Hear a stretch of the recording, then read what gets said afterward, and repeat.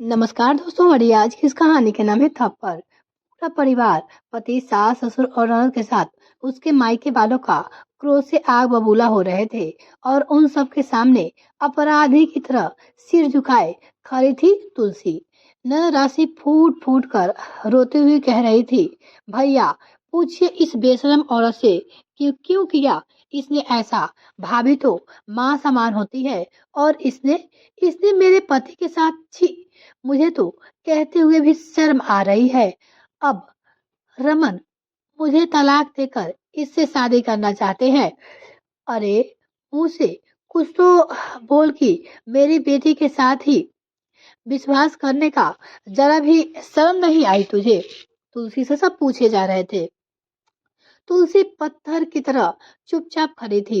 माँ के आगे बढ़कर दो थप्पड़ मारते हुए कहा, यही संस्कार दिए थे मैंने कि तुम यह सब करो। काश काश यह दिन देखने से पहले या तो मैं मर जाती या फिर तुम मर जाती। तुलसी की माँ बोली, यह ऐसे नहीं बोलेगी, इसे सुधारना मुझे आता है। पति राज ने उठते ही तुलसी चीख पड़ी, मुझे हाथ भी लगाने की कोशिश मत करना। सच सुनना चाहते हो ना तो सुनो, मैं तुमसे तलाक लेकर रमन के साथ जीवन बिताना चाहती हूँ। तुलसी बोली, तुमने जरा भी नहीं सोचा कि मेरी बहन का क्या होगा।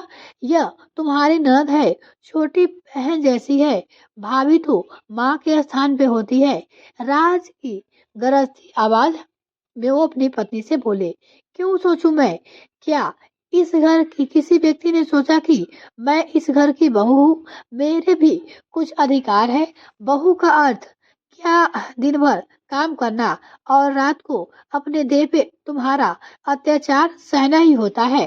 क्या किसी के प्यार भरे दो शब्द पर मेरा कोई अधिकार नहीं है? सब चुप थे। सच तो कह रही थी तुलसी।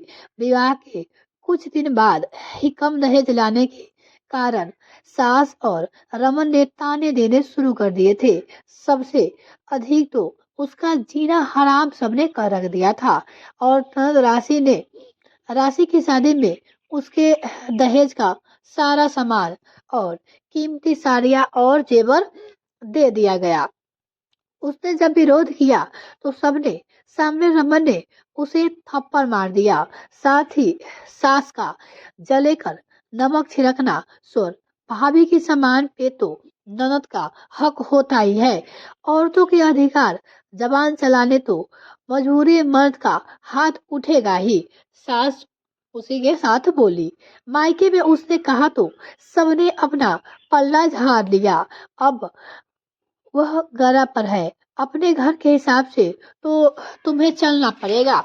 दूसरे के घर के मामले में हम क्या कर सकते हैं?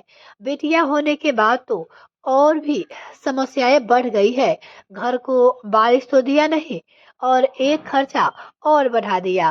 अब इसके साथ इस लड़के का बोझ और उठाओ। वो बोली, सास अब तक तो सब कुछ सहन करती। तुलसी के अंदर भी माँ अब तड़पने लगी। इस घर में वो अपने बच्चों को क्या दे पाएगी? कई बार मन किया कि घर को छोड़ दे, लेकिन उसने क्या फायदा होगा? मन ही मन सोच लिया। तुलसी के अंदर एक आग सी जलने लगी। एक बार राशि मायके आई हुई थी। ससुर घर में नहीं थे। राज राशि और सास के कमरे में बातें कर रहे थे। सब्जी के लिए जब वह सास से पूछने गई तब अपना नाम सुनकर बाहर ही रुक गई। अम्मा, तुलसी मुझे शुरू से पसंद नहीं थी। तुमने ही कहा था कि घर के लिए एक नौकरानी और दहेज दोनों मिल जाएगा। अब तो उसने एक लड़की भी पैदा कर दी है। अब मैं और नहीं झेल सकता। मैं इसे तलाक दे दूंगा। अगर यही था तो बच्चा पैदा करने की क्या जरूरत थी? तुम चुप रहो राशि। सास ने राशि को डांटा। फिर राज से कहा, जानते भी हो तलाक आसान नहीं होता, सालों लग जाते हैं। फिर तलाक के बाद काफी पैसा देना भी पड़ता है। तो तुम ही बताओ, इसमें छुटकारा पाने का क्या उपाय है? वो तीनों बातें कर रहे थे। उपाय तो है, लेकिन क्या आप कर पाएंगे? यह राशि का स्वर था। वो बोली। क्या? सास और राज के मुंह से एक साथ निकला। वो कुछ बोली। घर या बाहर एक्सीडेंट तो नहीं हो सकता है, कहकर राशि हंसने लगी। एक साथ दोनों से छुटकारा मिल जाएगा। सांप भी मर जाएगा और लाठी भी नहीं रह टूटेगी। तीनों लोग बातें कर रहे थे। यही सही उपाय है।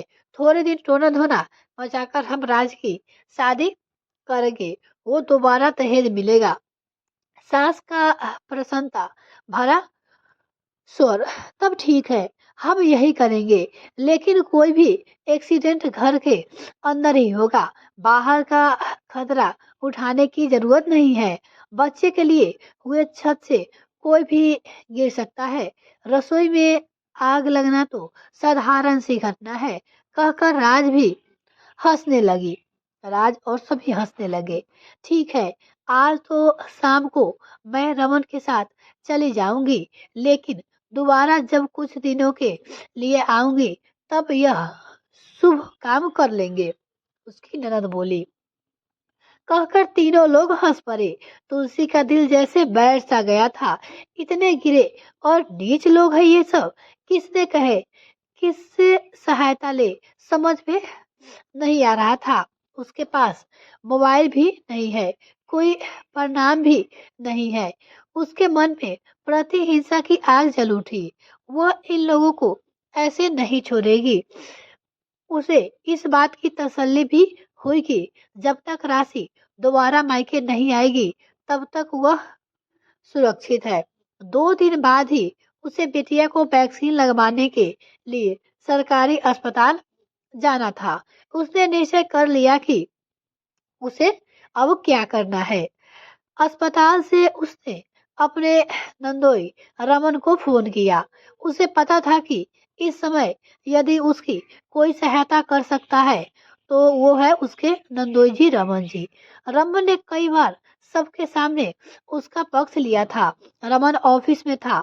उसे समझ में नहीं आया कि तुलसी उसे फोन क्यों कर रही है।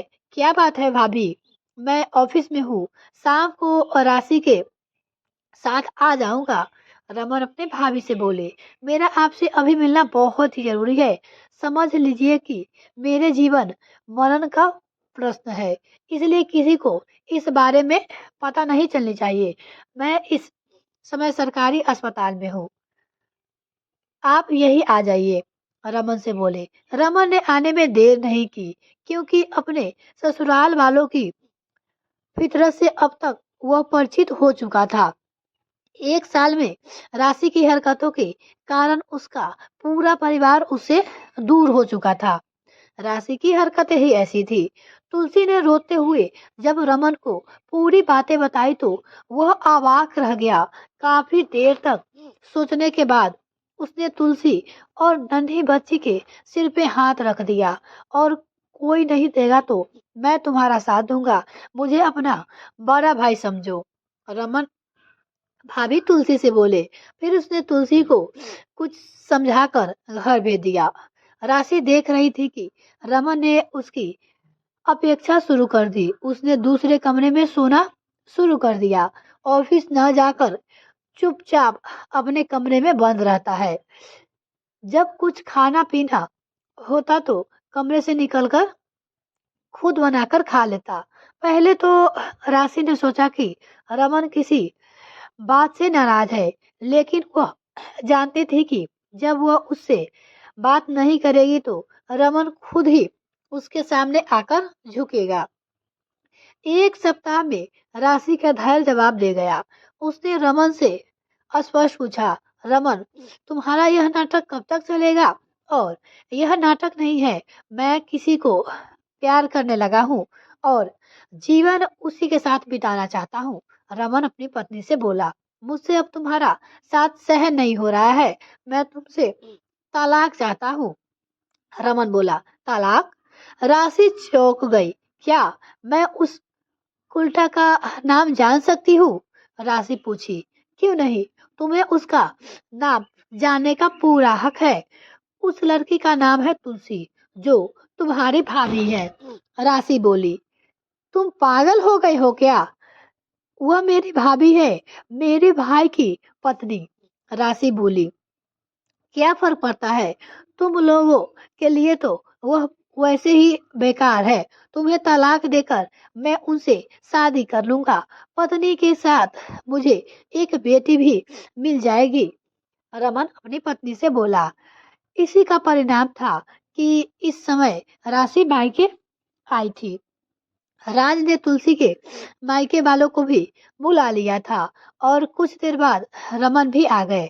उन्होंने सबके सामने पूरी बातें, साथ ही सबको यह भी बताया कि वह तुलसी को सदैव से अपनी छोटी बहन मानते आए हैं, इसलिए आज से राशि अपने मायके में रहेगी। शीघ्र ही वह तलाक के कागजात भिजवा देंगे। वह तुलसी और गुड़िया को लेकर अपने घर जा रहे हैं। वो बोले, क्योंकि इस घर में उसकी बहन और भांजी सुरक्षित नहीं है। सबके सिर शर्म से झुके हुए थे। पासा पलट चुका था।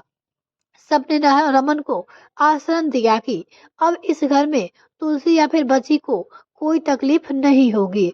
रमन ने स्पष्ट कह दिया कि अब तुलसी के प्रति किए गए हर दुर्भाव का बदला वह राशि से लेगा। इसलिए यदि वो लोग चाहते हैं कि राशि खुश रहे तो उन्हें तुलसी को खुश रखना होगा। रमन बोले अपने ससुराल वालों से।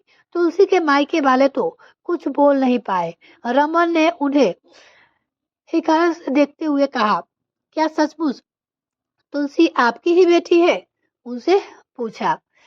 और ये कहानी आपको कैसी लगी कमेंट में लिखकर जरूर बताइएगा दोस्तों। अगर आपको ये कहानी पसंद आए तो प्लीज वीडियो को लाइक और चैनल को सब्सक्राइब करिए। साथ ही बेल आइकन प्रेस करें ताकि मेरे आने वाले वीडियो का नोटिफिकेशन सबसे पहले आपको मिल सके।